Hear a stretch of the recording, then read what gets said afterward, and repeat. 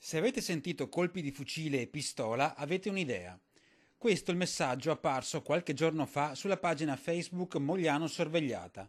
A scriverlo un residente di Via Ghetto, periferia di Mogliano, lungo la provinciale per Scorzè. Da qualche mese la zona è bersaglio di ripetute incursioni di una o più bande di ladri. Ad essere presa di mira, ultima in ordine di tempo, l'abitazione di Martino Michelan, ex assessore della giunta Azzolini. Primo tentativo dei ladri una settimana fa, a vuoto. Nuovo passaggio la sera di venerdì, con il proprietario assente. Questa volta sono riusciti a entrare in casa, rompendo questa finestra, che ha fatto scattare l'allarme.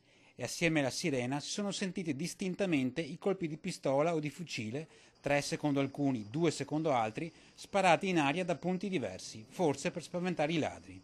Sì, ho sentito in lontananza perché io ho fatto anche i casi in fondo per là. Abbiamo sentito un colpo molto secco. Questo è possibile che le persone si dotino di armi o comunque di attrezzi per potersi difendere. Sui cancelli di queste poche case, immerse nella campagna, campeggiano cartelli come questi: attenti al cane e al padrone.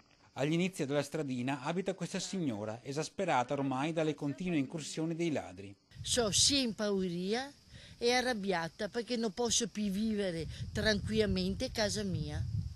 Casa mia dove che ho fatto tanti sacrifici per avere a me casa. A casa sua fortunatamente ancora nessun furto, ma questo non la rassicura per niente. Adesso qualche rispetto perché senz'altro chi venga qua.